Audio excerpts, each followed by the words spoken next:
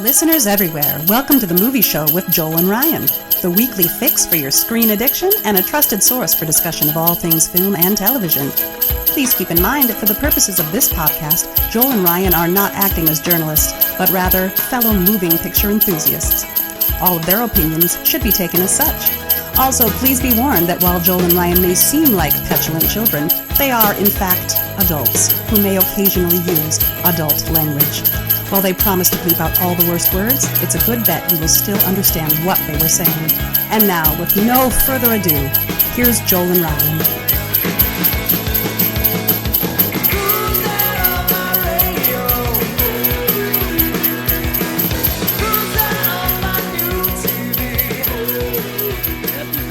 Everybody, Happy Christmas! And you know what? You got to watch out, and you don't want to cry, and there's no pouting, and you know why? Because it's time for the Movie Show with Joel and Ryan. Hi, everybody. It is. Woo-hoo. Hi, I'm Joel. and I'm Ryan. And we are so thrilled that you are joining us for this holiday festive occasion. Yes, it is. We are in the midst of December. We are right on the cusp of the happiest time of the year, hopefully, for everyone. I hope everyone is having a happy time of the year. It's the end. We're getting close to the end of 2020. That's something. Time is only merely a construct. That's true. That is absolutely true, and it feels that way this year more than most. But I think it feels like this year less than most. I think 2020 has such definition to it and is punctuated by so many awful events and things that it actually is the ultimate construct in terms of years that we've had. Perhaps since 2001, maybe, but even that. Sure. So today we are on not that happy note. on that happy note, we are not going to go forth in this holiday time, just the two of us, because the holidays, of course, are time for family, and we are bringing back, I believe, the newest member of our Movie Show with Joel and Ryan family. I think that's right. I think she is. And here she is. Shauna is back. Yay! Hi, Shauna. How are you? Good. Happy holidays to you. Happy holidays. You look bright and festive and lovely. It makes me think of when we would do a Christmas Carol at the Guthrie. There was this family that would buy literally like 45, 50 tickets to the show, and they would all wear red sweater vests and red hats. And and they would sit in the audience, and so yeah, you could be a member of that family this year. Awesome. When Ryan suggested wearing something festive, Christmassy, I searched my house. The best that I had was a red peach hat, and I stuck my grandma's Christmas tree pin on it. Nice. There you go. But I That think looks pretty good. Yeah. I found these guys in the dollar store. Yeah, I was gonna say, I think a couple of disembodied reindeer heads on Ryan's head is festive enough for all. When I was a kid, I had these antlers, and I thought they were super cool. They were antlers, but they had little balls and little sparkly things on them. So I went out looking for antlers, and all I could find was two reindeer heads on sticks. I like them. That was the closest thing I could find. Yeah. And they jiggle. Yeah. If you give them a little encouragement. Yep. I am wearing my holiday, my winter toque that was made for me, ironically, by a woman named Summer. Huh? So And you got the snowflakes there on your sweater. my holiday sweater, and the festive holiday movie show with Joel and Ryan banner in the background. So But once again, we are ready, and we are so thrilled, Shauna, that you're joining us, and we know that our listeners have been clamoring. They have been champing at the bit for a return of Shauna. Wow. They have been. Yeah. Part of it's our own fault for just talking about Dune and stuff, but the movie show it hasn't been the same since you've been gone. So we're grateful to have you back to give us a little boost, since this is going to be our last show for not forever, but for a few weeks. Yeah, we're gonna take the end of the year off. And so I guess this is as good a time as any to thank you, listener, for letting us be part of your weekly podcast enjoyment. I hope. And thank you, other listener, for being part of your roughly bi-weekly podcast. Yes. Without the both of you, we would have no listeners at all. So that's true, thanks, guys. That's true. All right. So, and today we are going to be talking about the holidays, because we are in that time and we're all dressed like this, and it would be kind of weird not to. Yeah. But first off, how is everybody going to handle the holidays, COVID style? Any special plans? Lots of holiday movies. What's happening here? Yeah, I'm staying home alone and watching movies. Nothing else really to be done, unfortunately. Now, I've been invited a couple of places, which I'm grateful for, but I'm not going. Do you partake in holiday films, or do you have is it part of your regular slate of this is where I'm at in my watching? I don't want to bury the lead because we're going to get into this, but I don't really like holiday films very much. I mean, I like them as much as I like any films, but we tried really hard to watch 3 good ones this time, and it was still hard to come by. Well, three good ones that we hadn't seen. Yeah, I mean, they're like Christmas albums. There's some classics out there, but it's a kind of a commercial thing, a holiday themed film, a holiday themed TV episode, a Christmas album that will sell at Christmas time to all your fans. Like they mostly don't distinguish themselves very well. So I would encourage our listeners, if they're looking for holiday themed television shows, to go back. Season? Did we do it in season 1? Season 1. It was the last episode of season 1, season 1.9, I believe. Yeah. So listen to that episode. And it's not Christmas exclusive. It was holiday episodes. Yeah. Holiday specials. But most of them were Christmas, because and it gives me a couple Halloween ones, there really aren't.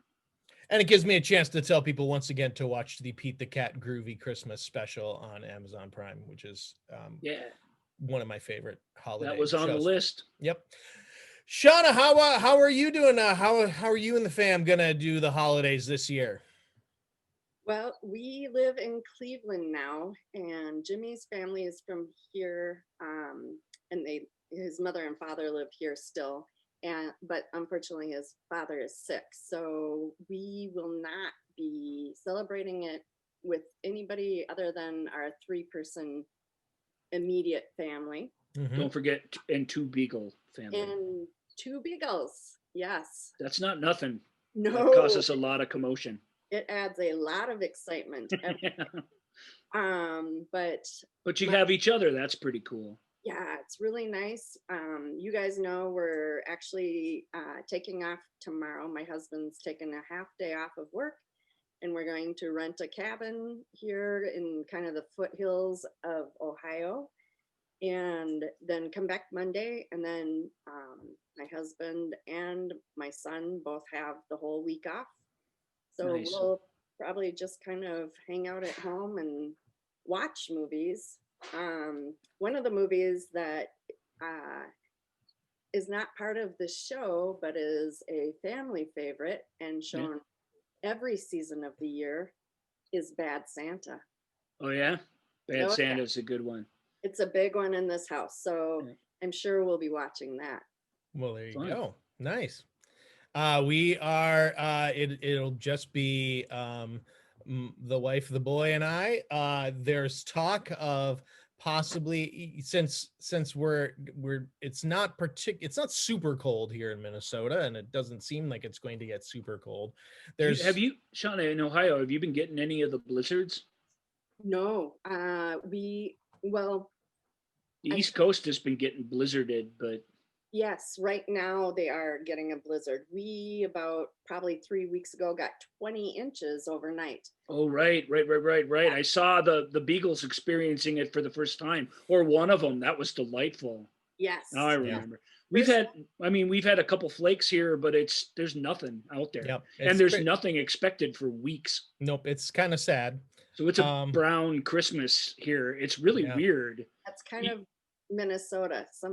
It's kind of, but when the United States gets a bunch of blizzards, we expect to get about half of them here. Yeah. And we've gotten nothing. Yeah.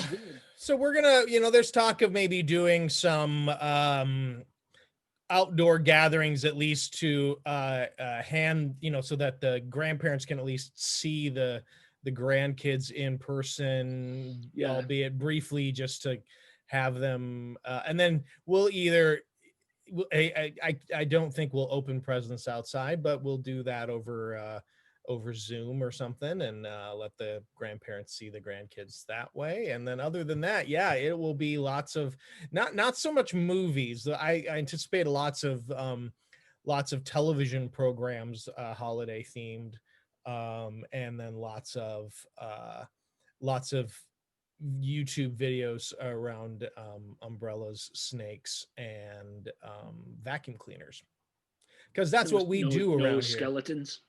Well, I mean, but it's kind of, he does still occasionally, Ben will want to watch some Halloween animatronic stuff, like the stuff you see at Spirit Halloween and etc.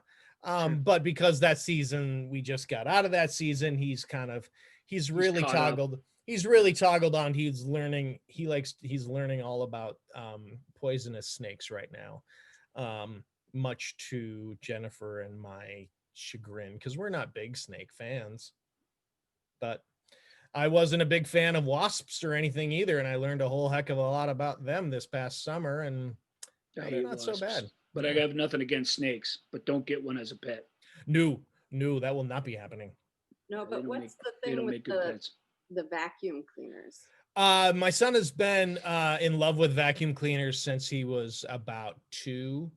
And then he's had local articles, and did they even do a television? The local TV? They did a TV story on him and a newspaper article, and that led to my son's got Williams syndrome, which is a genetic condition, and so that led to some awareness about Williams syndrome. And then and the nice people from Dyson reached out, and actually, frankly, people from all over the country started reaching out and sending us vacuums. So we have about I think a couple of them we had to get rid of, but we're sitting at about 16, 17 vacuums in the house.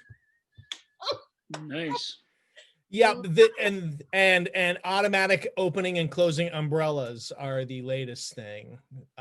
So it's going to be umbrellas and dinosaurs, I think, a lot for the holidays.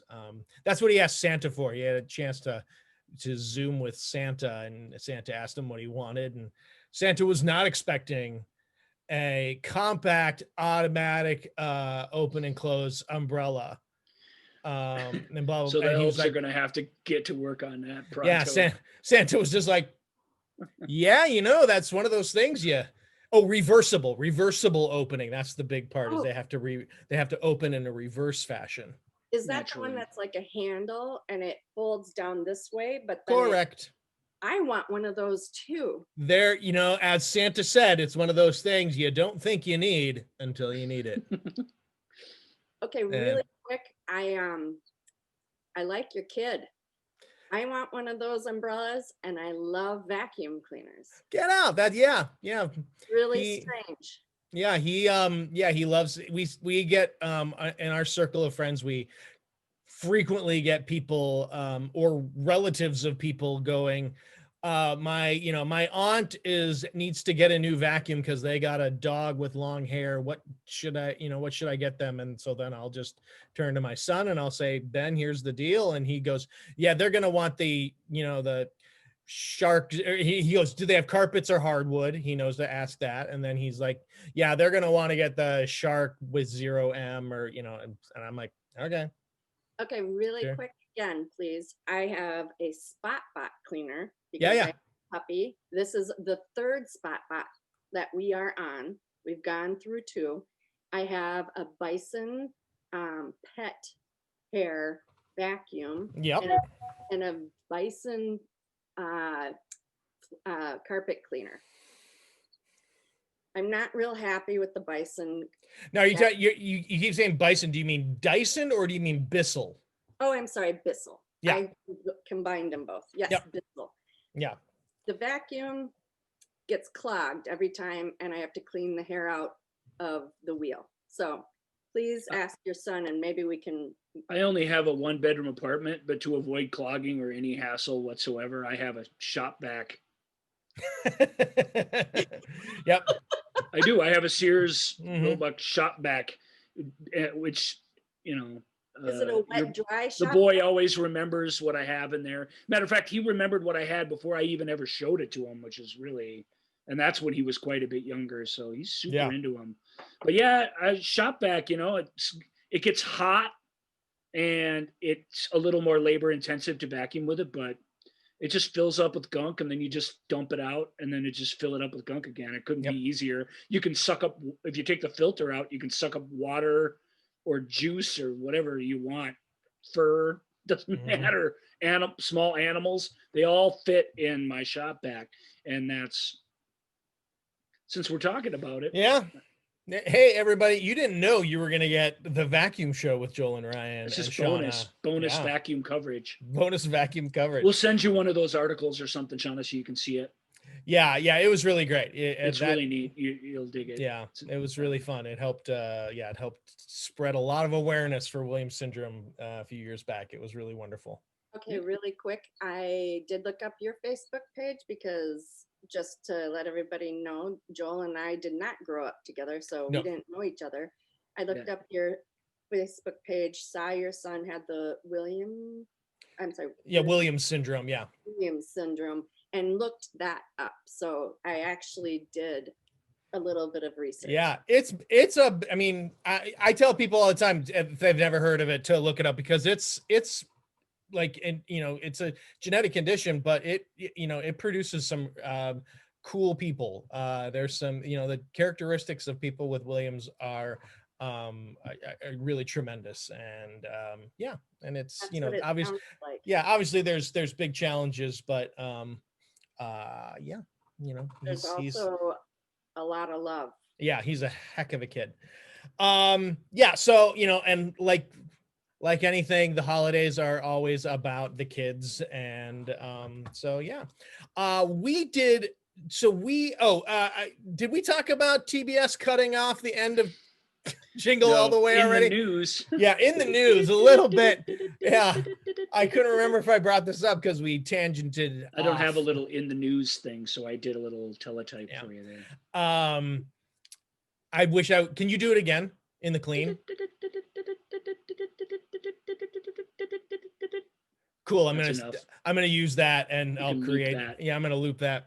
All right. So TBS, man, TBS has been obviously in an effort to increase probably commercial breaks and going right up against it. They have been on a tear lately, cutting off the ends of movies.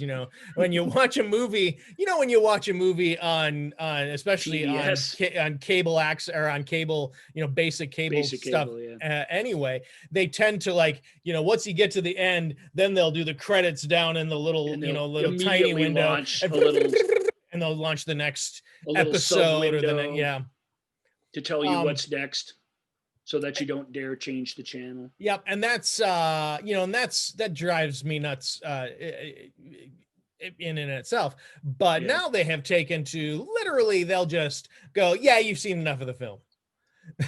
And you know how this one. yeah, you got to, I first noticed it that with Clue, we happened to tune into the very end of Clue, Clue and has like 7 or 8 endings, though, yeah, doesn't it? and they only aired one of them, and then not even the entirety of that. Yeah, it was. What we're waiting for is the ending. Yeah, I mean, you get to the end. Well, I mean, they aired in Clue. I mean, spoiler alert, they you did don't want to multiple. get too into Clue, but Clue has Yeah, a bunch of different endings. Just But like one of the board endings, game. yeah, one of the endings is a real complex thing where multiple people are involved in different things. And Yeah. then Howard Hessman comes in, and then there's this whole thing where they kind of like, and then they have a like nice bow, wrap it up, blah blah blah.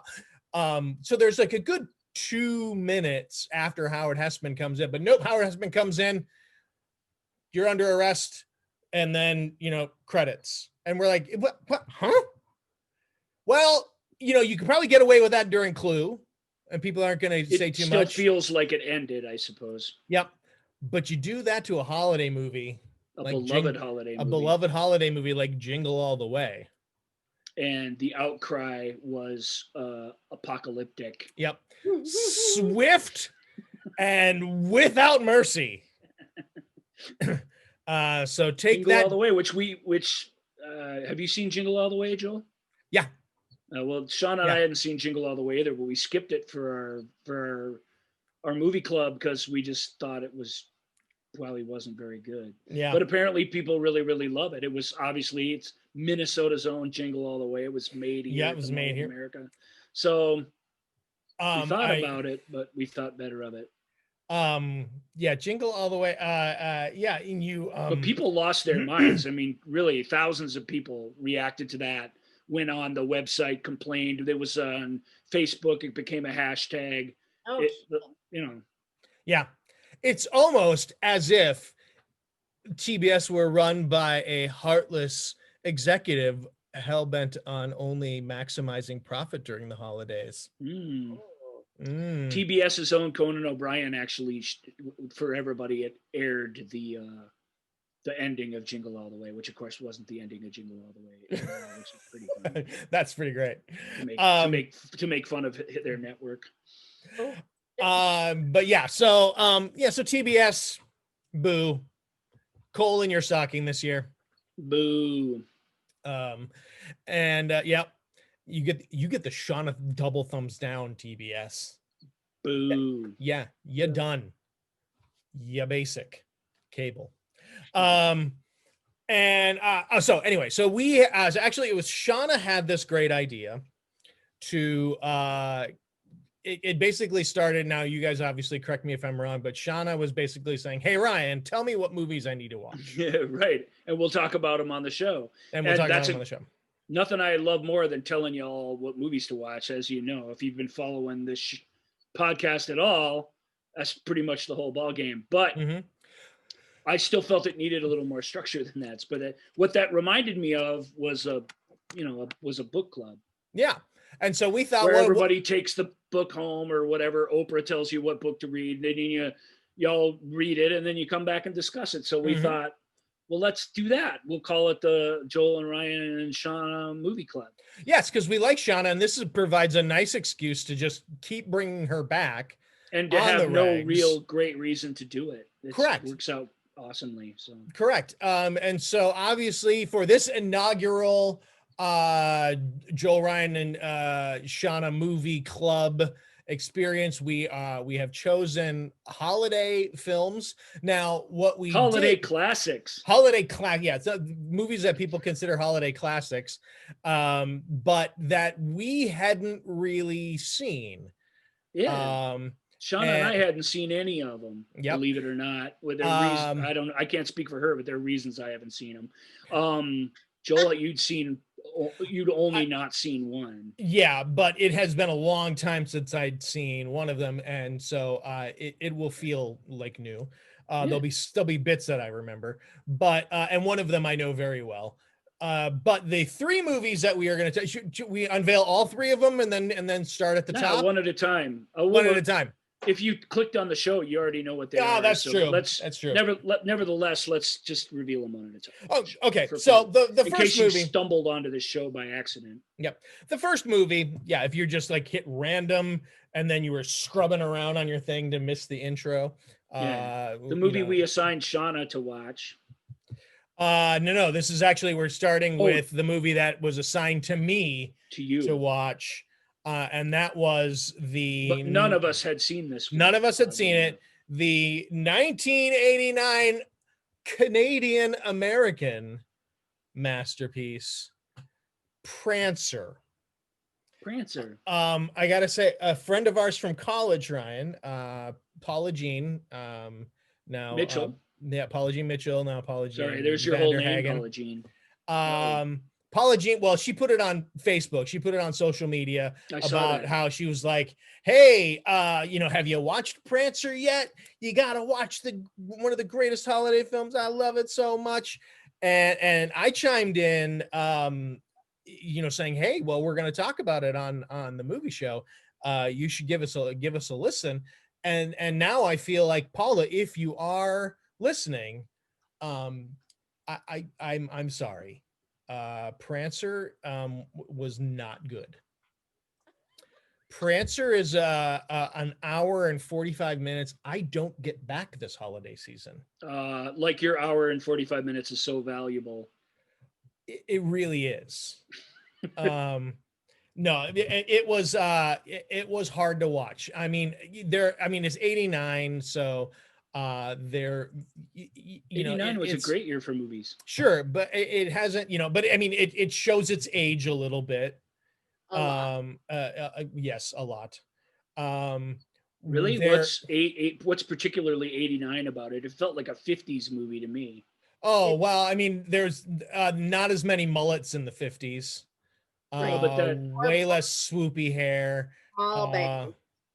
That the best friend had mall bangs, like a serious. Yeah, we had super mall bangs. I think is that the girl who we eventually is that the girl who was eventually in Jurassic Park, the first movie? Yeah, she actually was up for the main role in Prancer. That makes sense. Yeah, which she's a better actor actually than the girl who got the main role in Prancer, but the girl who they gave the role to embodied some of the things they wanted the character to be. She's this sort of mouthy force of nature in the story, and sure.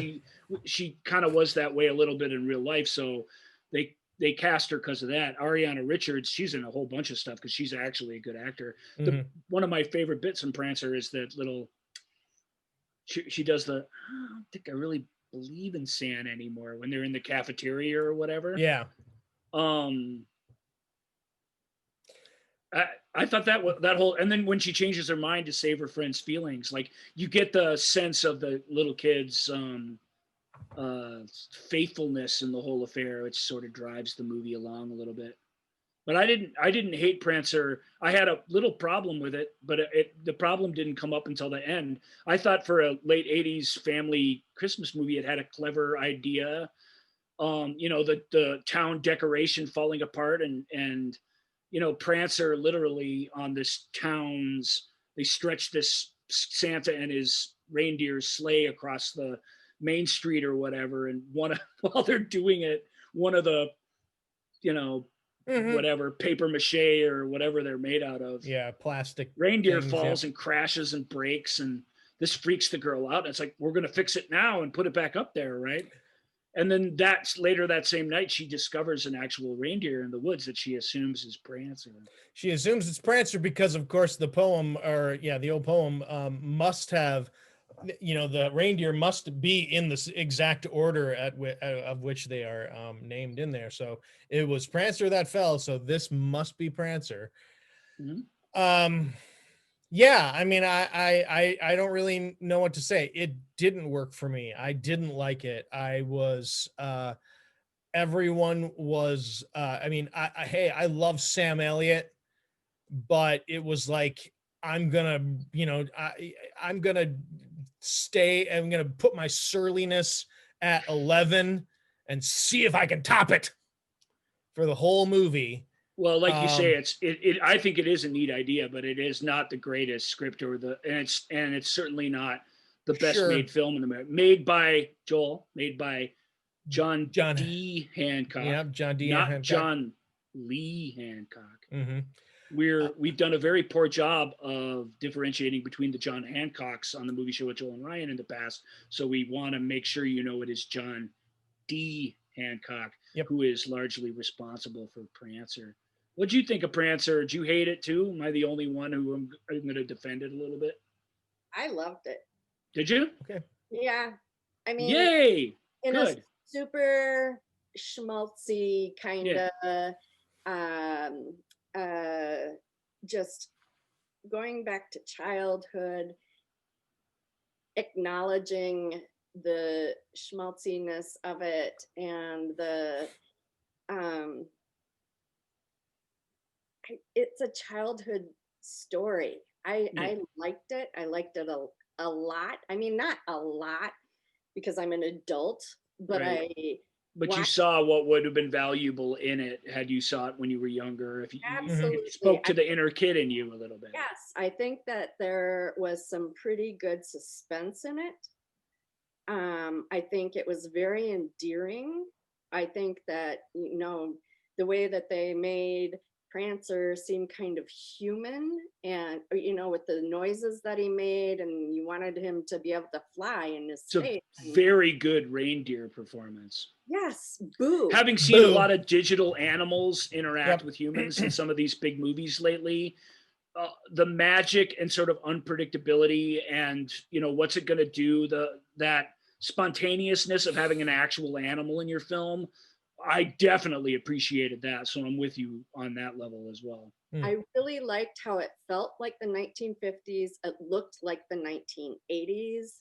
There's just something kind of campy about that a little bit for me. They're both campy in their own way, I have to say. Extremely campy, and they combined it in a really, really good way, I felt like. Mhm. I felt, well, and there's some things there like going to church, and she had to light the candles, and, you know, that late service, and they sang. Yeah. I want to look at what the song is because I actually, I wrote it down. Her- Wait a minute. Her singing, the way the teacher figures out who's doing the singing. Sure. It's pretty But good. so why crap on a kid's enthusiasm? But they're Yeah, doing well- all Why the- crap on it? There's no reason. There's no reason for that teacher, for everybody else to vilify her for In that singing way- proudly. In that way, it is from a different era. You know, that is something that, Yeah, in a modern perspective, kids these days, that would never happen. That's I agree part with of the magic. You look at all these, you know, the teacher crapped on her. Her dad is super strict and not listening to her, and she's just trying to save this reindeer, you know? And the reindeer's as mean as anybody to her. The Oh. reindeer does nothing for her except after she freaking falls from a tree, the reindeer's like, I guess I'll just lay down here Well, next to her. it's a reindeer, Joel. I mean, There's only so Sure. much you can expect. Why didn't Prancer fly out of the cage? Because it it was needed a running that, start. well, no, because it was that little bit of realistic part. You know, I just feel Yeah, Here's well, my other big obviously problem with it. That's right. It's Here's my because other- it was just a reindeer. Wait, it's the whole movie's meant to be viewed from, but I don't think I think Joel's question is largely rhetorical. But nevertheless, the reason is because it's an actual reindeer who probably can't fly. That does lead us to a big spoiler alert for Prancer, and that's something that you got to discuss when you're going to talk about it. So if you guys haven't seen Prancer and you think you're going with Shauna's recommendation of it or my sort of half-hearted recommendation, you might want to tune out for this bit. I don't know. If on the other hand, if you're with Joel, you should stay tuned because we're all going to struggle a little bit with the tail end of Prancer. Yeah. No, look, if it was just a reindeer and it was just all about the belief, then this movie's like, it's more about her faith and belief brings the town together and turns people around, and you know, they don't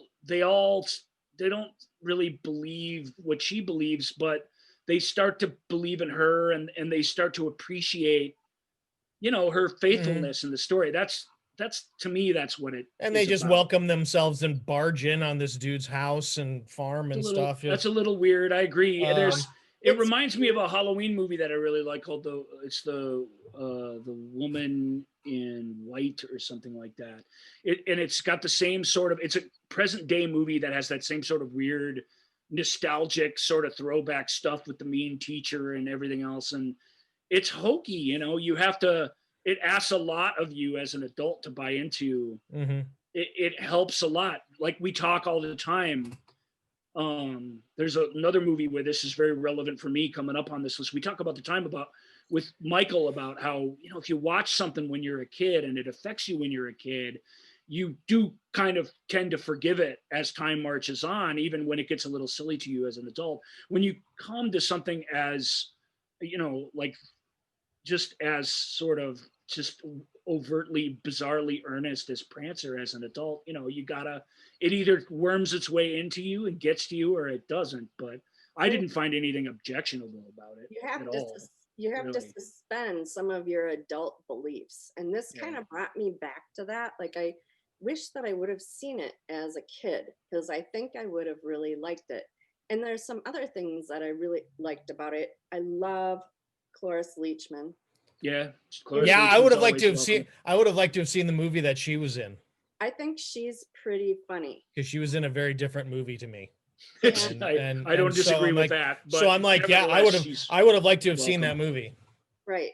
Yeah. But I you know, when the girl is sliding down the hill and goes through Cloris Leachman's yard and slides under the fence, I found that pretty funny, which was but Cloris Leachman, sorry, I was just say Cloris Leachman trying not to slip and fall.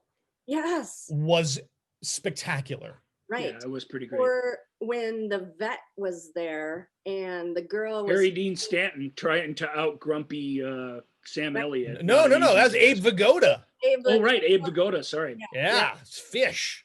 But he's trying to drive away and she's holding on to it and he's driving away, dragging her along. I mean, there were parts that I actually was laughing about. Like, you don't see this kind of stuff anymore in kids. You would never see that in a modern movie. That is right. True. Yeah. You wouldn't see an adult putting a child's life in danger for $15. And well, she takes him by surprise and she jumps on it when he's pulling away and he stops right away. That part, that Abe Vigoda, Abe Vigoda was once again the national treasure that Abe Vigoda well, he gives her, again, it's this fantasy life of this child fighting with, he gives her this, hey, I was up all night giving, with this thing giving birth. It's like, I just don't, I appreciate where you're coming from, but I don't have time to play games with you. I got to get some rest because I'm a farm veterinarian who needs to be available for these people with real problems. Like,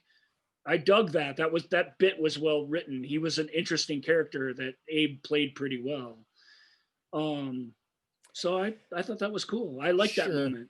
I did think the child endangerment was anachronistic, but when you think of the things that we've watched growing up and things that we love, that was very 1989. Objectionable. No, that was very 1989. Yeah. I was actually a little bit disappointed in the ending because it was he did fly off, and the whole thing was kind of. Did he? I mean, it's an animated sequence where we see the magical version of what happened. But if we're faced to deal with the reality of what the footprint suggests happened, it's like a pretty dark, horrible ending. It seems to me they could have had we don't know what happened. Here's the fantasy of what happened instead of she even says it. Well, if he jumped off the cliff, I mean, he's dead. Right? He's not gonna, she says it right in the movie. Yeah, he's not going to survive a jump from here. And he's not gonna. So I take issue with where those footprints stopped and with bringing that out in the open. I think I would have liked it better had it left it as a question. Right. I would have absolutely. I'd be sitting here forgiving everything if that's how this movie. Oh, I really would. The ending bugs you that much. Well, yeah, because it does. To me, it's like if the ending of this movie means that this was indeed Santa's Prancer, that means also the conceit has to be that one of Santa's magical reindeer gets brutally hurt and Santa doesn't care. Where's Santa? Right. If one of your magical reindeer is missing that close to Christmas? Right. For a film about the power of faith, the leap of faith that happens somewhere at the end of that movie there seems ill-advised at best. And if you're watching it with any sort of soberness still in you, it's tough to take. The animated sequence that's clearly kind of happening in her mind is beautiful. It's actually a really clever way to end the film. But the alternative reality that we're all left to deal with didn't fill me with Christmas spirit. Well, Sam Elliott hears and sees it too.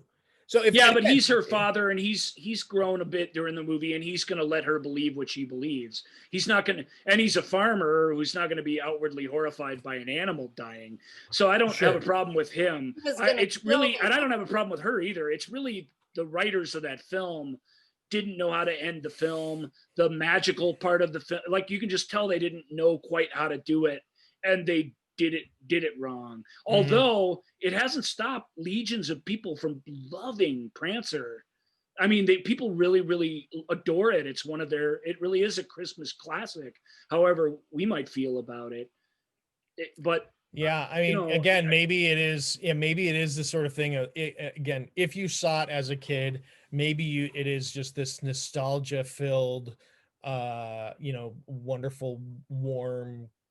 I was neat. Fun, sassy girl. I thought the scenes where Elliot's like yelling at her and really kind of emotionally overwrought, and she's kind of taking it and fighting back. Like I thought that relationship. It's a little sloppy because it's a kid actor. The writing's not always the best, but that energy, whatever that dramatic energy is, that was really there and worked for the most part. So that their growth and the catharsis from him coming around to at least not humoring her, but at least sort of, I don't know what he does.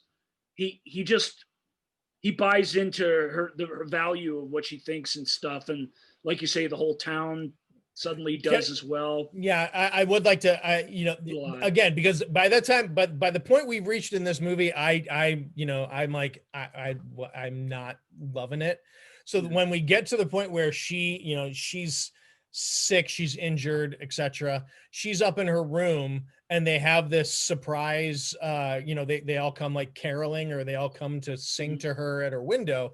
She looks out the window, she sees them, she waves, they're all waving back, and then it's like she's like, cool, right? And then that's it. And then some hours later they drive away and they're all still there. And I'm like, I'm like, hey, if I was down there on the ground, and I'd be like, hey, well, you were singing to you, yeah, oh, okay.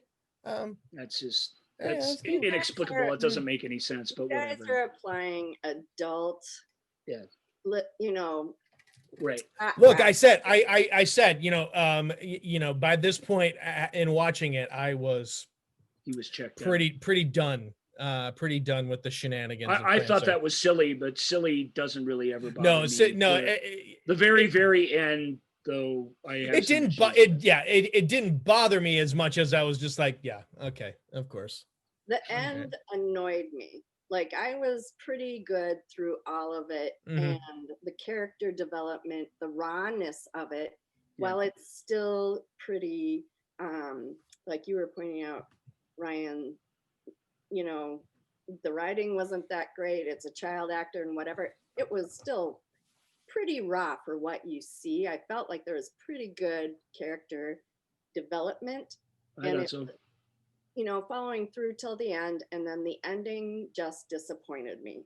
I think that if it would have had a good ending that kind of followed more of what the feeling of the whole film had been, and let it be that, simple, kind of like the whole film had been, I think that it actually probably would be much more popular. Might be. Those footprints all the way up to the edge of that cliff leave any sort of right thinking person in a bit of a lurch as to what happened to Prancer. And I don't know how you can view it any other way. I get you can buy into the magical ending, the power of belief and all that, but which I'm capable of doing. if you really show me hard forensic evidence of a brutal reality, I'm gonna believe that. But I think even in 1989, when I was a teenager, I probably would too. Maybe when I was a little kid, but Ryan, it's not just a movie for little kids. No. There's two things going on at all times in it, and they sort of betray one of them near the end of the film. But the thing with the footprints, that's believable because that's natural. You see it, and it's part of that. Yeah, but the footprints don't have to go literally all the way to the edge of the cliff. Maybe if they would have just gone and then disappear. And then disappeared, and they're still, they're like, oh yeah, and then we don't ever see the little animated, or we don't hear, or if it was just like, Sam Elliott going, if you listen hard, you probably can hear the sleigh bells or whatever. Hancock replaced the original fantasy special effects laden ending with that animated sequence so that you could believe that that was what she believed happened. Well, in that way, he made a smart decision. What he didn't do was disregard other elements of his original ending that weren't, you know what I mean? That didn't coexist peacefully with that. Is my feeling. I don't mind the animation. I thought that was neat. I didn't like the star joining the little. I mean, it was pretty and cool. I didn't like the animation. I didn't like the animation at all. That was the worst part of the entire movie for me. Really? It did not follow the stylistic portion of the entire movie. That's true. And that really, really bugged me. That was the only part that I didn't like because it wasn't like any part of the movie at all. All of a sudden they introduced this starry whatever. Yeah, it was beautiful. And it tied it up in a beautiful package. And all the kids get to be happy and whatever. Yeah. But stylistically, it completely deviated from the entire movie, and I really disliked it. I actually would have liked better had they done the footprints off and maybe end with Sam Elliott saying something like, listen for the bells. You need to believe that it happens, or something, something simple that fits the entire storyline, something that, that doesn't give it to you on a platter. Here it is, sparkly, that has not for the whole movie happened, but. Well, it was the ending of that film was a fight between the director, John D. Hancock, and the producer, Raffaella De Laurentiis. They were fighting over it, and this was the compromise, and I agree it's not the best.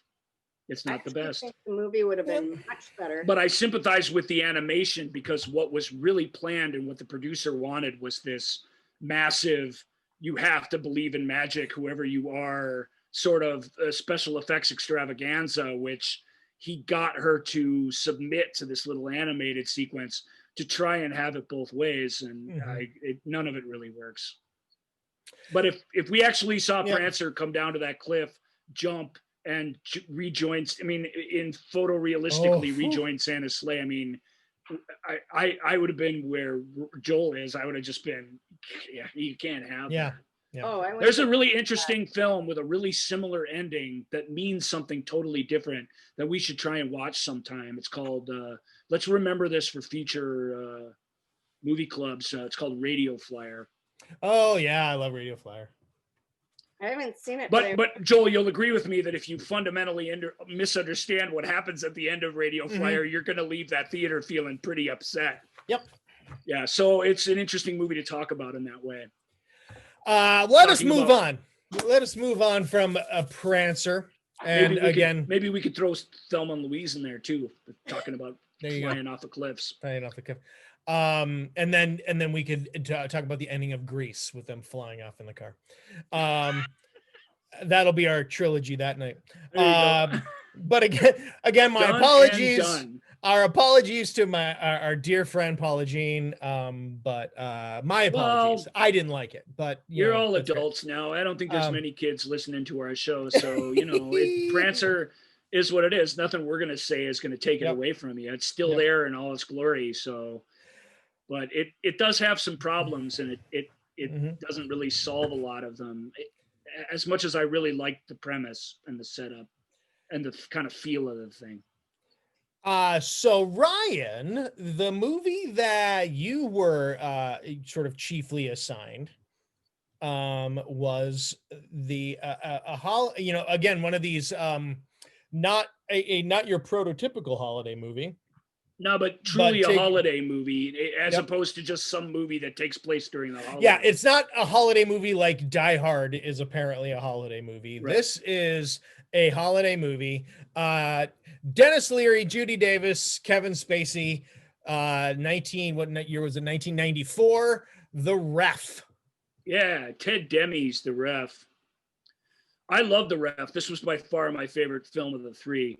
And I wasn't expecting to. The whole reason I haven't seen it all these years is I don't really like my black comedies at Christmas. You know, we talked about Bad Santa. That kind of qualifies. That's Shauna's family's Christmas movie, and that's a good one. So it's not like you can't do it, but there's some that are so cynical and rotten and awful that I don't like to kind of put myself through that. And I gamble on just not watching them for that reason. So, and it turns out all this time I missed a really great kind of a gem of a film called The Ref, where Dennis Leary plays a cat burglar who ends up taking the worst family ever hostage during Christmas Eve. And it's nothing you haven't seen before. It's Ransom of Redbeard, right? It's who really is the hostage in this situation. That's the whole spin on it. But the film is just amazingly well made. It's put together like a symphony, really. And it has this build to it, and it has this whole climax that goes on and on and on, that it just is wonderfully choreographed, and the words even are musical in a way. Like, just the film craft involved from Ted Demme, who's a great filmmaker that's no longer with us, was delightful. And that movie, unlike these other two movies, made me laugh constantly. Yeah. I was giggling and laughing throughout. And it's hard, and no offense to all comedies, it's hard to make me laugh. It's hard. I don't laugh at much, but I laughed almost until my chest was hurting at the scene. There's a scene where the cops have this surveillance footage of, I'm going to start laughing again because it's so funny to me. And I don't know if the idea is funny, it is, but it's really the delivery of it. It's such good filmmaking. But they have this surveillance footage of Dennis committing this crime, and they just have to find him now. And the head cop guy, I don't know if it's the sheriff's office or the town police or whatever, but played by Raymond J. Barry, goes into the other room, and these group of Keystone idiots are sitting around this table, and they're like, well, should we watch the video again? And the one smartest one says, even though he's dumb as rocks too, says, no, we better wait till he comes back. And the guy's like, nah, we might as well watch it again. So he hits record. You see the little record button come up. And then he's like, no, that's not it. The other guy takes it and he changes the channel to It's a Wonderful Life. And they all just start watching It's a Wonderful Life. Like, it's wordless and it's subtle in a way, but they all just are like, start to smile slowly. And it's a Wonderful Life. And of course, what they've effectively done is record over this surveillance evidence with It's a Wonderful Life. And the scene where Barry comes back into the room and tries to replay it, and none of the cops even get what they've done. I mean, it's just, that has nothing to do with the main story of this, which is this dysfunctional family and this basically this criminal as marriage counselor. He's even like pretending to be a marriage counselor, right? That's the joke, and he ends up kind of fixing their family. I thought the whole thing was delightful. That sequence of the videotape, man, that's so funny. I almost rewound it and just watched it again because I loved it so much. The scene where his partner like meets this, he's trying to find a getaway vehicle down at the marina, and he finds a boat that he picks, and it has a woman in it, and they have a conversation and a drink together, and it turns out she's an ex-cop, and the boat doesn't work. And he comes back to Leary with this, and he's just like, ah. And of course, Dennis Leary, a couple of dumb rants aside, it's almost as good as he's ever been in anything. He's reacts so honestly. He gets that he's the audience. He knows he has a lot of funny one-liners, so he doesn't impose himself on the rest of the movie. Like, it's for a guy that wasn't an actor at all at the time. He is an actor now. He's an accomplished actor now. But at the time he wasn't. He was a stand-up comedian with a very specific kind of, machine gun delivery, and he's great in it. So that's what I wanted to say. You guys, I would absolutely agree with you on his performance. It's fantastic. Shauna, go. I have to agree completely. I loved this movie. I mean, I said I liked Prancer, and that was like in a kid's way. Right. I loved this movie. There is nothing I think that is better than a completely inappropriate Christmas movie that has a really good message to it. Right. You know what I mean? It's yes. not black humor and just bad Christmas. No, it's not like that. It's not an anti-Christmas movie at all. It's actually extremely pro-Christmas, and it's incredibly inappropriate in every way and hysterical. And I usually completely dislike physical comedy. And Dennis Leary had some really funny physical points in this that I was bursting out laughing in my living room. And I'm with you. I'm not one to like laugh. I'll think something's funny and it'll click in my head, but I was involuntarily laughing at this movie. Right. I thought it was fabulous. And Kevin Spacey and Judy Davis, the main couple, who are these, I call them terrible people, but they're a perfect foil for him. They're really, really super bitter, unhappy and annoying, and they're constantly fighting with each other, but there's enough spark between them that you don't hate them. You know what I mean? So the end of the movie only works if you don't. Right. And if you can believe that they still go together. Yeah. It's almost like magnets, they're pushing against, but they still can't go together. And another thing that I would say is that his mother is so easily hateable. Yeah. And what I like about this movie is it's a great moment where the room has gone berserk and he's trying to get control of him, and he holds his gun to Spacey's mother's head, and Christine Baranski he goes, "You guys, everybody stop her, I'll shoot her." And Christine Baranski's great in it. She says, "Shoot her." Right. And I would also say perfect delivery.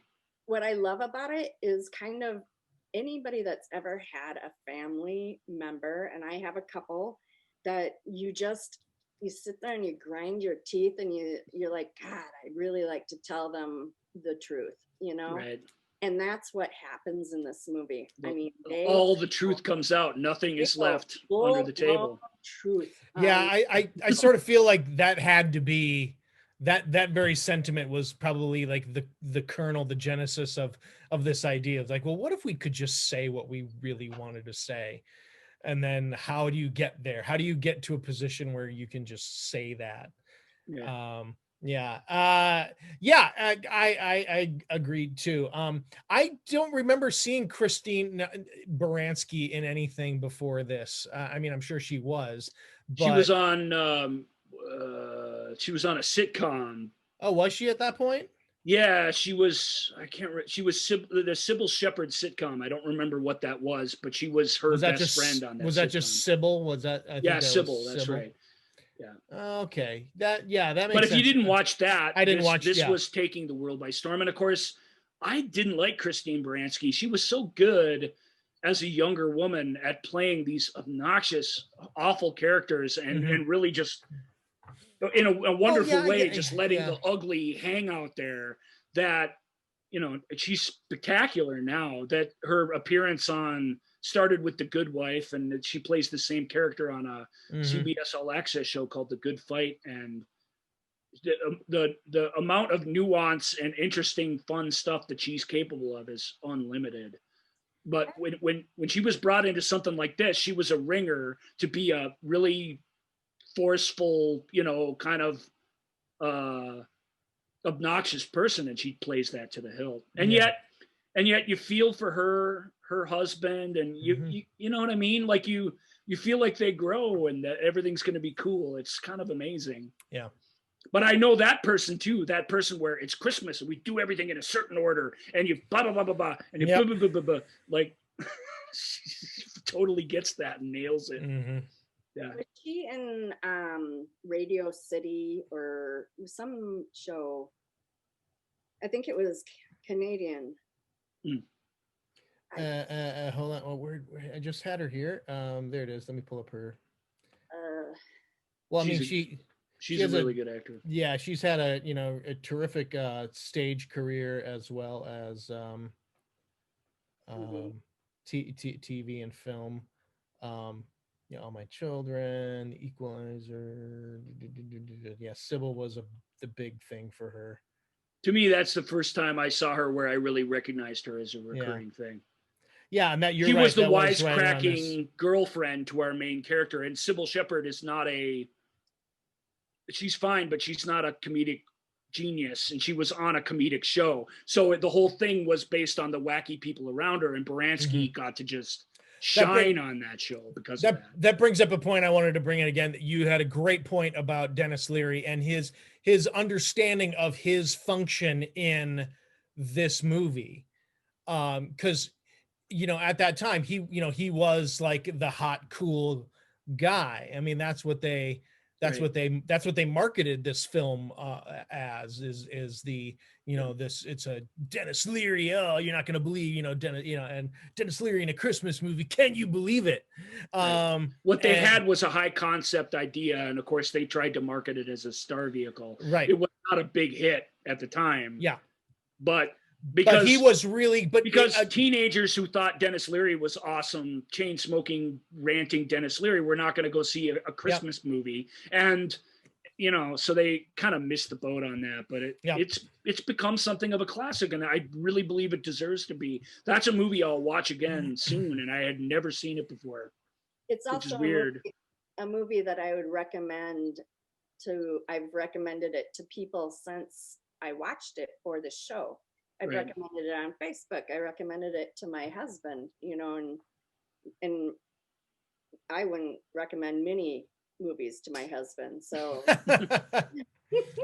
it's really, really good. I mean, it's really funny, which is what it needs to be. The idea is as funny as the delivery, but it's more than that. It's a really, really well-made film. It starts out, there's some funny bits, but it starts out slow and deliberate. And I'm telling you, it just builds and builds and builds and builds. That takes a lot of planning. It takes a lot of artful editing and cutting and just choosing which takes to use and stuff. It's a really well done film that Ted should be really, he's, like I said, he's gone now, but he should be really, really proud of. And let's give credit to Richard, is it LaGravenese? Yeah. Who wrote it with his sister-in-law, Marie Weiss. Love that. So, because there's some great dialogue, some great writing in that as well. You bet. All right, so that's The Ref. The final movie that was assigned, another movie that Shauna and Ryan both had not seen, but one that I'm very familiar with. This was a movie that I watched a lot, pretty much every holiday with my family. And it's the movie Bill Murray stars in Scrooged. That's yours, Shauna. Take it away. All right. So Scrooged, of course, features Bill Murray. As, we all pretty much love. Yes. And it says that he's a cynical television executive, and he's haunted by three spirits bearing lessons on Christmas Eve. It's Charles Dickens' Christmas Carol, reframed slightly. It really follows it pretty faithfully, but reframed slightly as a sort of cynical 80s big business kind of comedy. TBS cutting off the end of movies. Yeah. Speaking of for money. Yeah, so and it's I mean it's pretty traditional Bill Murray, which I enjoy. It's funny because it comes on, it starts out and well, first of all, I have to say the first quote that I liked from it. So there's a sequence in the beginning that where they're running commercial ads, trying to see, okay, they're running it for Yeah. their It's not really what you're creating, it's what you can sell and how you sell it. That's meaning of the opening of the movie. Yeah, that scene's right. pretty cool. And it's Bill Murray as the president of this company and everybody, and they're looking at the ads like, okay, what's going to sell this? And one of them is it flashes back to now I'm not remembering the name of the TV show. Beaver, Leave It to Beaver. Yeah, leave it. Oh, to right, Beaver. right, yep. And it just spoofs on it, and the end of it says, "Father loves Beaver." And I mean, I can't help it. I love that type of inappropriateness, especially in a Christmas movie. I just love that. And that really kind of speaks to what this movie is like. And it's funny because to me, I was thinking about it, Bill Murray's character in the beginning is not real. You don't hate him a lot because it's still Bill Murray and he's funny, and he's riffing Right. on. He has a wit. He seems to be, the film surrounds him with fools, which Dickens' Christmas Carol does not do. So there's this, it's easier to empathize with him because everybody else in the film really isn't meant to be empathized with at all. A little bit, his brother, who's played by his real life brother, John Murray, star of Moving Violations and a bunch of other films you've never seen. But that character is important. I mean, his function in the Dickens story and his function in the movie is kind of important, and I kind of liked that. Bill's older brother plays his father in flashbacks very effectively too, I thought. Yes. So all the Murray brothers, all four of them, make appearances in the film. Right, which is very interesting. It's fun. I also, well, so anyway, at first he doesn't seem that bad, but then over time they're trying to build kind of a dislike to him, and even that was a little hard for me because it was funny, but he's not a nice person. But what he really is just super, super selfish. Yes, and not evil by really any stretch. Job through the three ghosts, especially the Christmas past, of showing kind of how he became that way, and that he wasn't necessarily always that way. They introduce his girlfriend, Karen Allen. She's always great to see. Karen. I thought I'd seen all the Karen Allen movies, but I had not seen this one. Yeah, she's great. Everybody, we all love her. It's like she's like the girl. She's the girl you should settle down with, and we all know that she comes across that way. It's pretty awesome. Very well, and they do. Matter of fact, the harshest thing, and just not to skip ahead or interrupt you, but the harshest thing in the film is watching her turn into a vacuous. Oh yeah. That is heartbreaking because the end of the movie doesn't really work for me the way Dickens works. They don't really earn the catharsis, but that moment it's a small little thing, but seeing that she would have turned out horrible is a really tough thing to be faced with as an audience. So I like that.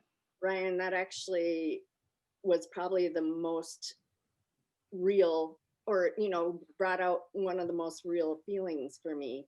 Yes. Regarding the film. I mean, it really does. I mean, that hit home. So she had worked in a homeless shelter, was this very giving person, and Bill Murray's character told her, chips away at that because he's jealous. He's jealous of the time she spends and the other people she cares about, and he just constantly chips away at that. And we see it's a pretty berserk result of that, but nevertheless, we see a result of it that is really well portrayed within the magic of the film, and it works. It really works well. It showed what would have happened if she truly had taken his advice, which was to, shake it off, do for yourself, don't do for these people. Right. And She becomes him, yeah, and him seeing that is the most powerful thing in the film, I think. right. I don't know that it was very quick and very well done. I don't know that it was given enough significance to show that probably was the turning point. Right, because you still have to show him and his grave, and you've got to go through the motions of and that stuff isn't done well at all. But No.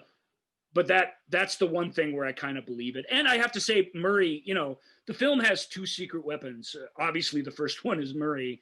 He's not even a secret weapon, but he didn't have a good time making this movie. No. There's all these stories about it, but he showed up every day and tried to entertain. We've seen a better version of him that Wes Anderson and that Sofia Coppola sort of brought out, this very real of a guy who really is a comedian and does want to entertain people, but is exhausted by it personally. Right. That's something he was never, ever brave enough to show us in these Ghostbuster movies or all the movies of this era. He just is a balls out, improv-y, high energy, and this is as good as any of those performances, honestly. Mm-hmm. So he does a really good job of keeping it afloat. It's a film that I didn't really like, but it is absolutely never boring. You're engaged with it anyway. The other secret weapon is Richard Donner, because this movie was written by a couple of people who wrote a film, their very next film, in fact, because Scrooged was a huge hit. They wrote a film so repugnant that the studio recognized how terrible it was, not just badly made, but just sort of evil and awful it was, and pulled the plug on it about a third of the way through. It's this late 80s high cocaine, just sort of shiny tie, gross world that the thing takes place in, and that world it's a fantasy world in the movie, but that world was very real, and it's impinging itself sort of on the film, because the writers, I don't want to say they're jerks or anything, I don't know them, but they write really dark, awful stuff, and always have. One of them isn't with us anymore. He died shortly thereafter. He was drug addicted and had all kinds of problems. The other one went on to write all of Bill Murray's worst movies that he's done since. Which I won't list, but you just have to trust me. If you look at Bill's worst films that he's done since Scrooge to date, they're almost all written by the same guy who was a co-writer on Scrooge. They're friends. And Bill sort of keeps him in the business by continually doing his awful movies. It's weird in that way. I didn't like it in that way. It just felt gross in a kind of way, even though Carol Kane and David Johansen, they're all having fun, and the effects are fun and goofy. There's a sort of meanness to it that has nothing to do with Christmas Carol that you kind of need, but it feels a little too real. I think the other secret weapon, Richard Donner, he did this in between Lethal Weapon and Lethal Weapon 2. And he wanted to do something fun and light. And he brings that to it. He brings that to the story. Every time things just get a little out of control, he brings something emotional and meaningful and sweet back into the mix. Mm-hmm. And he really keeps a light touch on the whole thing. Murray's big speech at the end, which feels scripted but improvised, where that speech works. The movie doesn't deserve it at all, but that whatever he says, I'm going to paraphrase, but that just do it, be good as you can be, and you'll find that you want to be, mm-hmm. And his desperation to share that with us, but not being able to quite fully or elegantly do it. I loved that. So in the end, I was like, okay, Scrooge, you're okay. Right. I don't know. I have really mixed feelings about that film, watching it this many years later. I think if I'd have watched it then, I wouldn't have felt all that sort of ominousness looming over it. I wouldn't have cared. And I'd just laugh at the old jokes now. But Ryan, I had the same feeling from the first scene where it's at Santa's house and the elves are coming down, and it almost had like a drug-induced feeling to it, like you're watching something while you're and the drug isn't pot. It's not. This isn't We All Live in a Yellow Submarine. The hard stuff Right. that inspired this film. Yeah. You know, And so that's the feeling that I got from it. A very dark, like, I mean, like the ref, it had inappropriate humor and all of that, but it didn't have this like existential darkness to it that right. oh, It did not have a giant banner across the top of the office that says cross noun, a thing you nail people to. right. You know, and that's a joke That's to not these a- writers. I mean, it's informative. It's, and you know, obviously it's attempting to try to show who, you know, Frank Cross is and blah blah blah. You know, and I remember going as a kid watching it, going, oh, that's funny. I recognize, you know, that thinking It's a that was pun. funny. I get It's it. a pun, and you're yeah. kind of proud of yourself and you move on. And You now, the older yeah. you get, if you're really have decency within Yeah, you, and things it's like that oof. make you That's shudder a not little. funny. Yeah, you're like, oof, ah. Yeah. That's not funny. That's Mm-hmm. that's not appropriate. Yeah, Right. and you know, Carol Kane, you know, the hitting, the constant beating him up. Mhm. Again, it's you know, it's slapstick comedy, and you know, you can, you know, if I could justify why that character's doing that. But again, it doesn't. Yeah, Shauna, go. I actually really enjoyed that. Well, yeah, but I'm just saying it. But that, to me, that also speaks to that sort of, um, not Yeah, me. Yeah, but I mean, in this case, it works because she's trying to literally beat the truth into him. right. And Yeah, also, I don't know, there's something about her character, like trying to bring it back to good. Well, she's a pixie little angel. She's Dickens' version of the Ghost of Christmas Past. Actually, she's flipped to be the present in this particular film, but she's that very godmother character, and you don't expect that character to kick the crap out of you. So there's that reversal, which is fun, and there's the metaphor, which works well enough, and there's the fact that no actual people were harmed in the making of this film. Yeah. You know that the movie's not realistic. If you really believed that a woman died watching one of their ads because it made her so anxious, or that homeless guy passed away because of something he said, you wouldn't be able to accept any of this. I mean, if you're not meant to take that stuff literally, Right. but it affects you. That gets under my skin. And like I said, it's I don't know if it's the things of themselves, or if it's this attrition of sort of nastiness that gets under your skin as the movie goes along. That's definitely there. The woman dying in the beginning. That's not funny. And it's not funny enough that should be in your movie, I guess, is what I'm getting at. The woman dying and the homeless man dying, those weren't funny, you know. Right. That really happens. And the homeless guy is actually treated with some poignancy. The woman dying from the commercials just a gag, and that makes that kind of worse for me. And Carol Kane's is like this, like you said, this sprightly little, you know, fairy, and she's this little woman, and it's preposterous. I mean, that I can wrap my head around, because it's like, it's Carol Kane. Look at how cute she is. And she's doing all this stuff, and he's bouncing back from it. He's not dying from it. It's also the Marley character, he didn't seem evil at all in real life. He just seemed like a dumbass. Who? Which means he really should. The John, not the John Forsythe, No, I think that's right. Robert Mitchum. No, Robert Mitchum was the. No, John Forsythe is. Yes. He's the character. Yeah. John Forsythe, his old boss, his mentor, and Robert Mitchum is the current boss, is the current owner of the. Right. Yeah, right. Gotcha. You know, two older men with gravelly voices, cut from that '80s power mold. I absolutely agree with everything. It doesn't really deserve deep analysis, but the fact that we can analyze it like this shows you that there's a lot going on in it. That's cool. It really is a well-made, well-directed film. The effects are very corny, but they're very delightful late 80s old school sort of opticals that we all enjoy from that era, so they didn't bother me. I just felt like if you're going to do this story, even if you're going to make a creepy comedy out of it, you got to stick the landing. And I think Murray does that on his own, but I don't think it's enough. I think the movie had to do it, and the movie doesn't really do it. Yeah. I agree.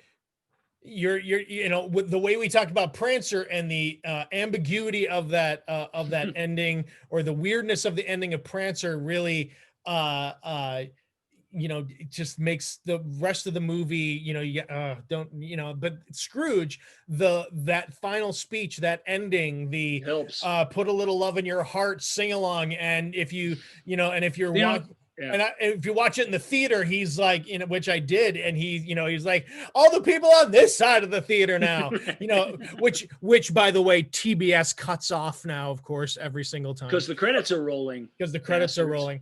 But yeah, you know, all of that. You're right. That ending is stuck so hard, it makes, you know, it easily lets you off the hook. forgive. It Lets you off the hook from all lets the you walk down the flailing aisles out of the theater, tapping your feet and humming along to the song. and going, oh, yeah, wasn't that funny when he was going to put he wanted to staple antlers to the mouse's head? Yeah. It's weird. It's a lot of things. And- That's a lot of things, that film. And I will say, you know, we talked about how Richard Donner, you brought it up, Ryan, how Richard Donner brings this lightness. He was desperate to make a feel-good holiday movie, and he had this script that just wasn't that at all, and he just made one anyway. Yep. And Murray, I think, was attracted to the darkness of the script. I think he didn't get along with Dick's like shooting style, which is very TV, very quick, very let's move on, let's keep the energy up. Like Murray wanted to explore some of this stuff and felt he didn't really get to. As it is, everybody loves it. Yeah, and most of the time when we want to, sort of a Christmas classic. Yeah, and anytime we want to bring back that lightness and that heart and that and giving it the you know, giving it that grounded soul that it needs, it's usually Karen Allen that comes in and makes an appearance and does that. And that can't be overlooked, how good she is. Well, with Karen Allen, whatever yeah. it is, whether it's Raiders of the Lost Ark or Starman or Animal House, she just is naturally. She's just natural. Yeah. She you know, she really is kind of what you're seeing there, and she doesn't really know what else to do. And in that way, she's such a believable person in the most unbelievable places that she's shown up in the movies. And she's different. I don't know what happened to her, but she's had a rough life and she's different now. She's like a person who doesn't want to share the real her with you anymore, you know. Something similar happened to like Carrie Fisher. She's just always on and always chatting and talking. But when you see her as a young person, as a more naive actor, she's perfectly cast in this. I love her in it because I just am predisposed to love her. So it works like a charm. I think she has this, she exudes just kind of an innocence, a naivety, a down-to-earthness.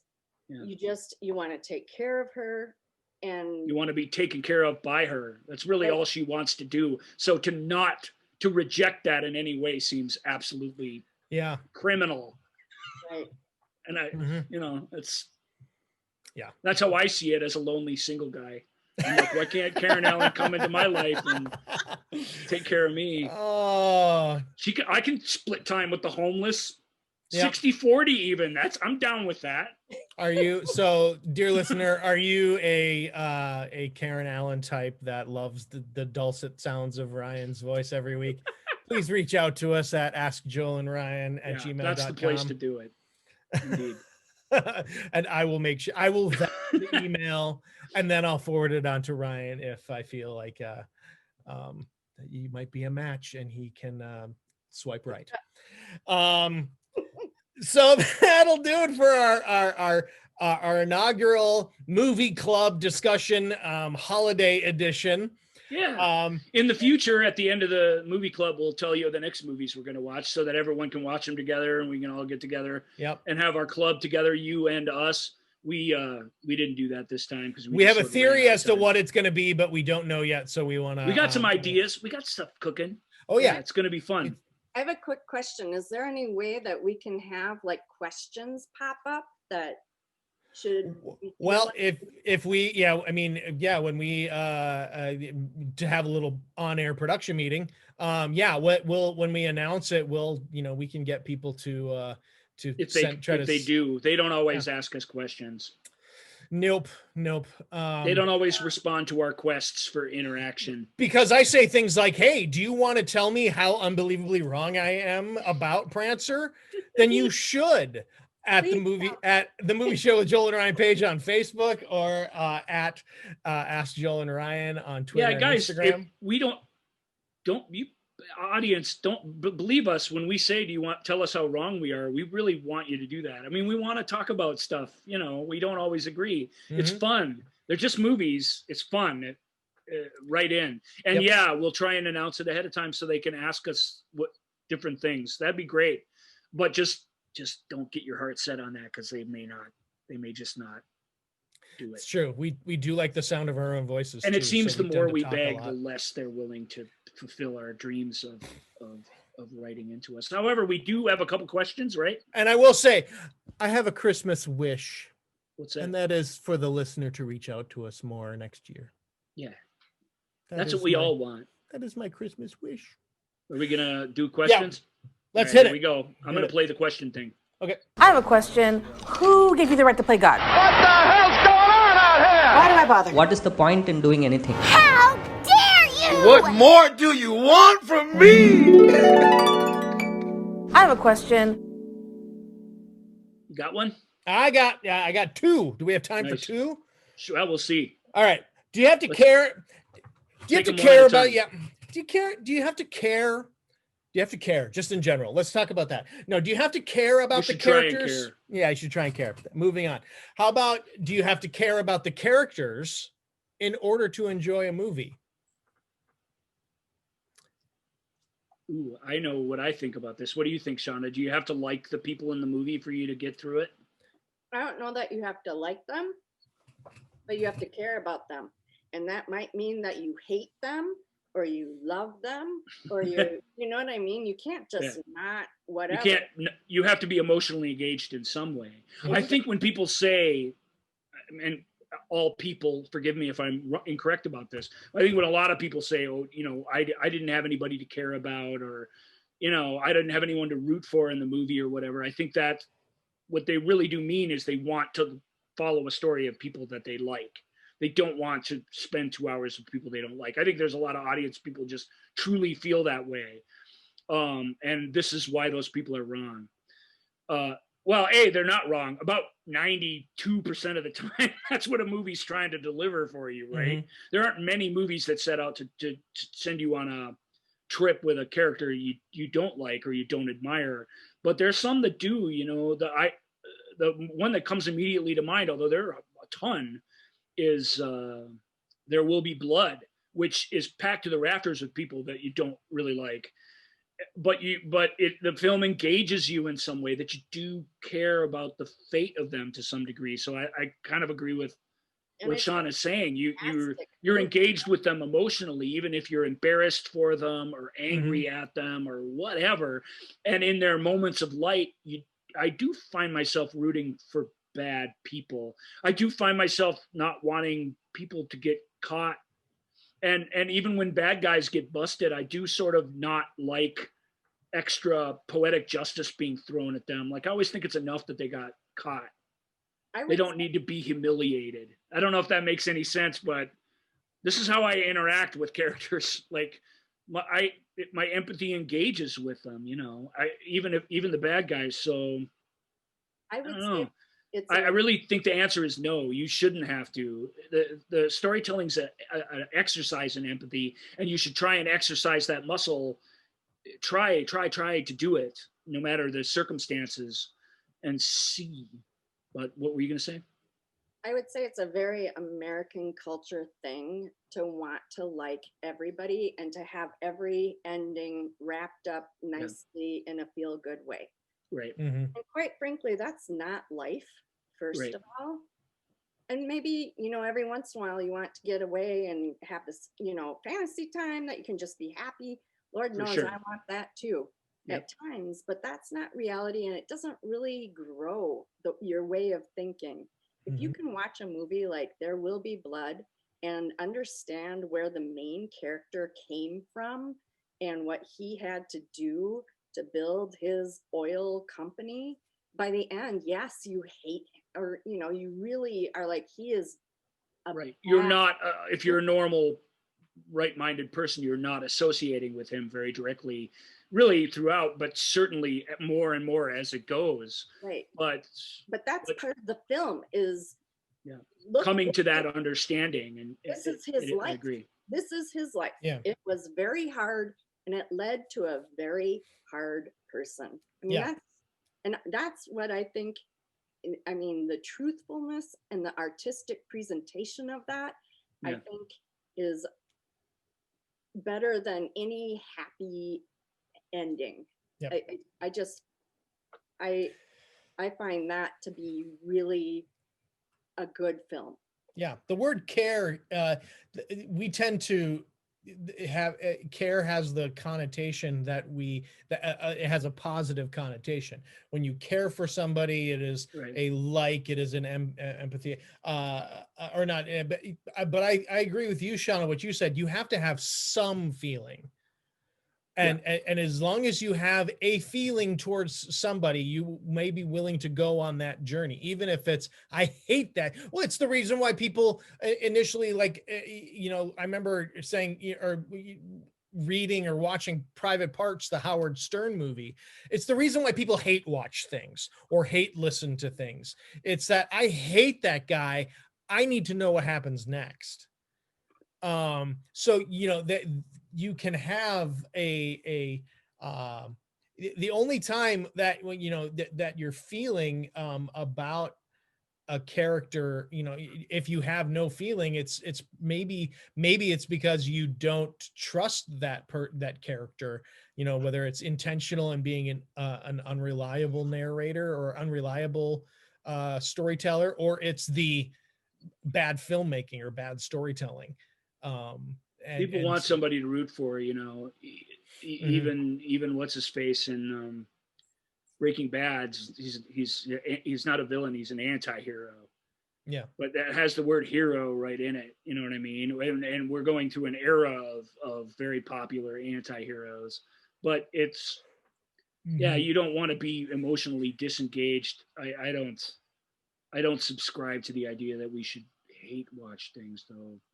No, I agree with you, but it is that, I just think about, like, I always think, if you about really hate something, go do something else.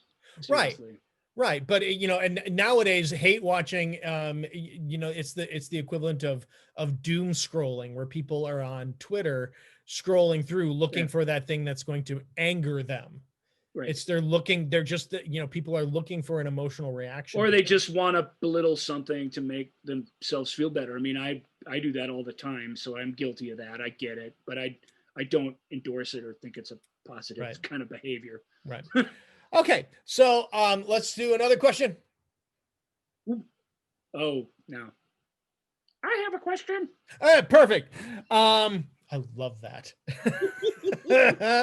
All right. So I don't want to switch windows and go find. No, that's all right. I thought you knew because I told you you knew. I get it.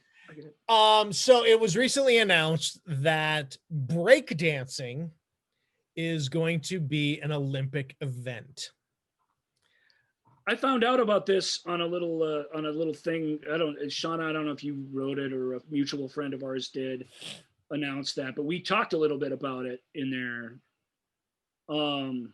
Should breakdance? I mean, the conceit was, should breakdancing be an Olympic sport? And I'm inclined to. I mean, I'm inclusive. Like, it might be really fun to watch during the Olympics. Mm-hmm. I like sports that have a little bit of artistic merit to them. I much prefer the Winter Olympics to the Summer Olympics because the ice skating and stuff has an artfulness to it, and the art, the struggle between art and athletics is a kind of fun and dramatic one. Thinking of the last two, female solo figure skaters, they're both young Russian women, one of whom is younger and more athletic and more dynamic, and the other who is a little bit, not very old, but still older, more mature, and more gifted from an artistic standpoint. And it was the way they set up scoring in the Olympics was the athletic kid that won the gold, even though if you're if you're a big fan of the arts, you were sitting there going, how is that possible? Yep. Well, it's possible because when they used to judge it as an art, it's subjective and it's all over the place, and things got rigged and got corrupt. So now there's these very specific scoring systems and stuff. They can do that for breakdancing, you know, so that's cool, I guess. But there's a bigger question, and this is what I wrote online, and this is how I feel in general. You know, art is commerce. Movies are certainly big business, so that factors into it. But we should endeavor to not treat art like it's a competition. We should want it to be subjective and not be rated based on a set, you know, compartmentalized group of criteria, because it's kind of goes along with the last question. It's how you're emotionally engaged in it. It's all so much to do with what you bring to the party yourself, what your own emotional makeup is, what your set of expectations are for what you're about to sit down and watch. It makes all the difference in the world. I think that's important. I think it's important. You can't divorce the arts from, or especially storytelling as an art, from commerce or from competition, which you should try not to treat it like one so much. You should try not to be so happy when you know, if you're some big Batman fan, you should not be happy when I can't think of one off the top of my head, but when a Marvel movie doesn't do as well as you thought. That sort of feuding and fighting and competitiveness within art, and, you know, comic book movies are big time business. I get that. But what does that have to do with anything? What does that have to do with the story that you just experienced, or what the characters went through? If it's not about that, if it's a fight between you and your buddy, between which it can do a better job at touching the most people so that it can make the most money, you're just looking way past the thing itself into the emptiness, in my opinion. Yeah. And I hate that, Joel, you mentioned the outrage machine, you know, on Twitter. It all makes me sad. I get outraged too. I know Shauna gets outraged. Trust me. You know, and you should. There's things that are outrageous. Right. There's some things that kind of aren't outrageous though. Right. And getting outraged about them, or getting overly outraged about something that's only a little outrageous, like, we all need a little perspective. Right. And I really do think, at least with film and the theater, it starts with not bringing a competitive spirit, bringing an open mind to what you're about to experience. Yeah. Makes all the difference in the world. So two please. Things. Yes, it's really hard not to be addicted almost to the craziness that's going on, you know, and scrolling and stuff. And Ryan, you've seen, I'm outraged all the time. My goodness. Right. But that's why we love you. Thank you. Well, I get, because I've said before, you do get outraged and you get really pointed and you use whatever language you want, but you have a temperament to which you're always being instructive, you're always being factual, and you're always being progressive in how you engage with things. I just get mad. And I attack people and I call people names. So when I get to have some outrage, I get to live vicariously through your outrage. Let's just say that. And I'm grateful for that. Well, I appreciate that. I do become very pointed and I do use very strong language. And my point in that is that I kind of get sick of the, you know, trying to trample everything down to this very nice language and this outrageous stuff that's going on. And anytime somebody criticizes your language choices, they're not engaging you directly on the issue, and it's usually because they can't. Well, and that's my point, is that I'm cutting through all of this. We need to trample it down here and just keep it like this, because for me, keeping those norms is what perpetuates what makes me outraged. But what you do that I can't do is that you care enough to engage with people, to listen to what they say, to address the things that they say. That's kind of what I'm saying. You know, reach out with empathy toward your enemy. I failed to do that sometimes, and I appreciate that, Ryan. I don't really feel like I do that, because you do that. I do go forward. But to bring it back to the You do question, pounce on people, but I pounce big time. yeah, to But bring you know back- what you don't do? You don't prance. I don't prance. I don't. she prance does inside. prance. She's I been have prance. two She's been working out prancing. My I joy looked up for a aerobic. Prancer animated GIF for our little chat which I looked for Prancer and all I could find was this Prance lady. inside, It's like the only thing on the internet now is this lady Mm. prancing down the street. right? That's what I do in my living room. But to go back to the Olympics question, Yes, all the way back there. yes. So I was a competitive diver and I was also a competitive dancer. And it's interesting to see. So thinking about figure skating, gymnastics, synchronized swimming. I was also a synchronized swimmer. Wow.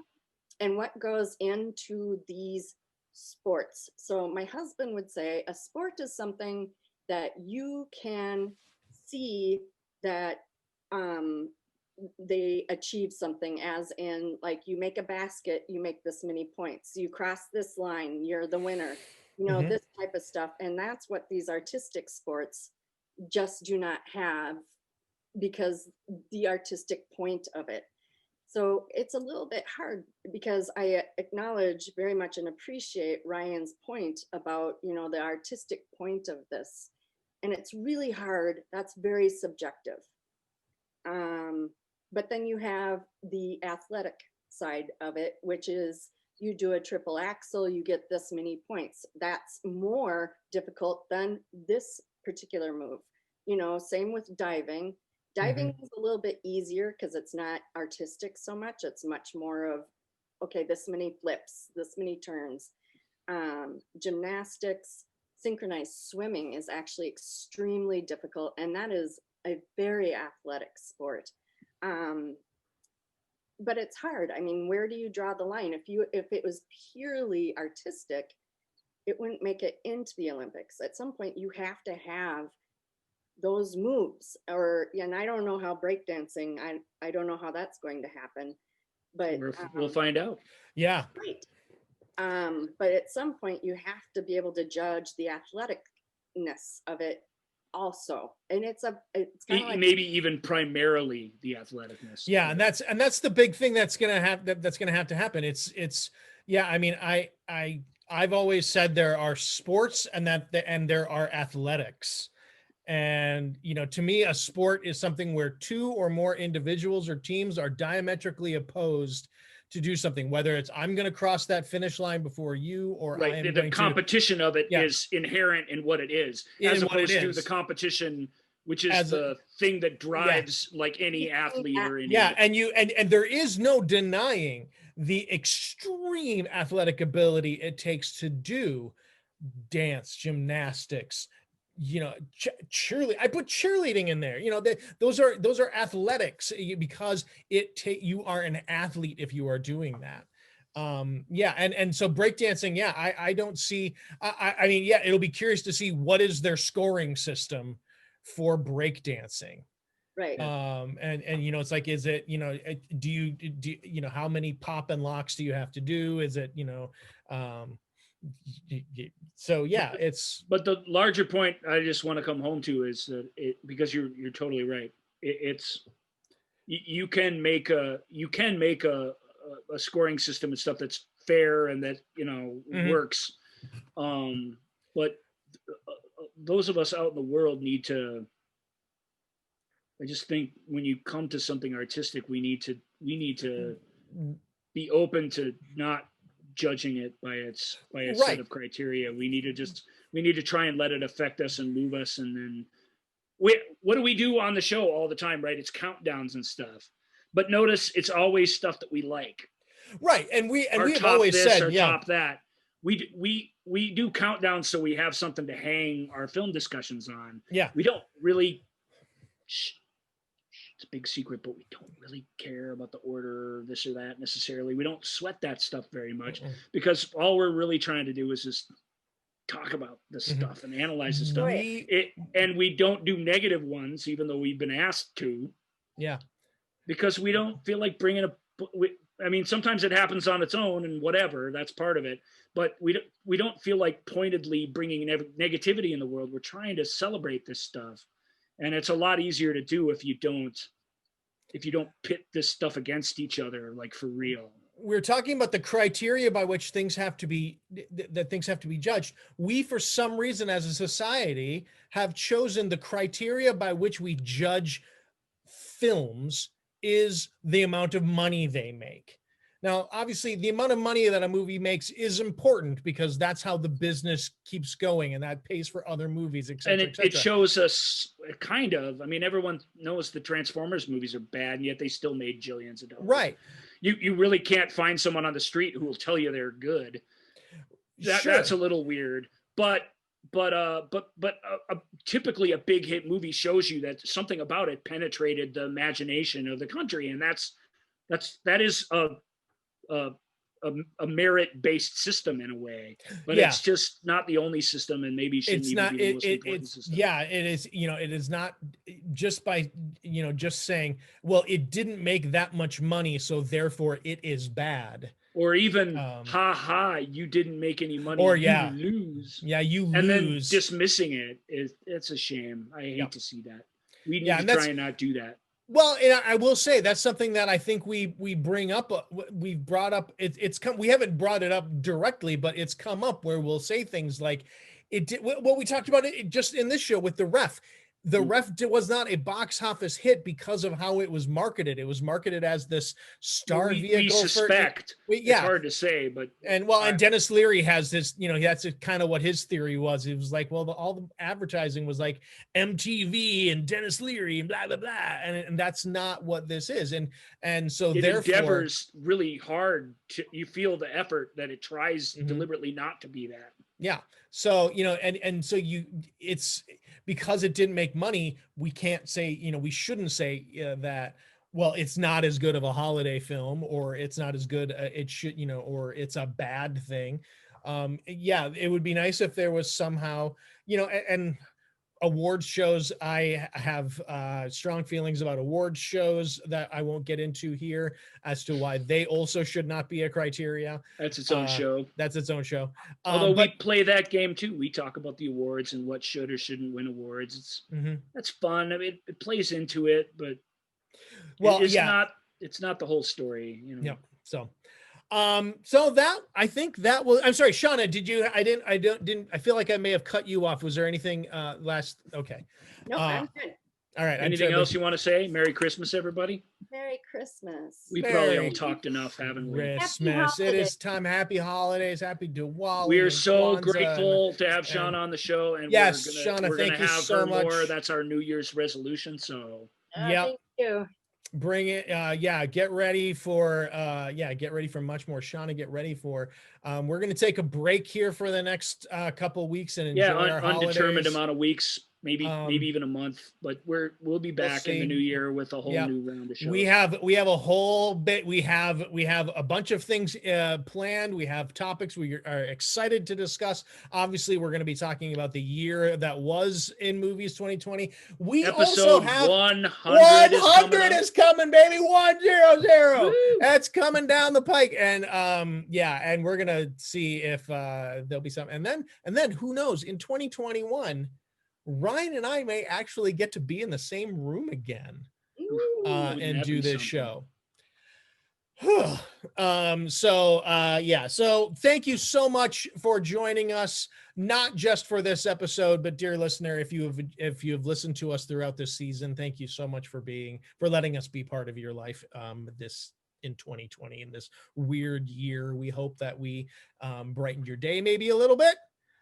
And and we will see you in 2021. Thanks, everyone. God bless us, everyone. Thank you for listening to The Movie Show with Joel and Ryan.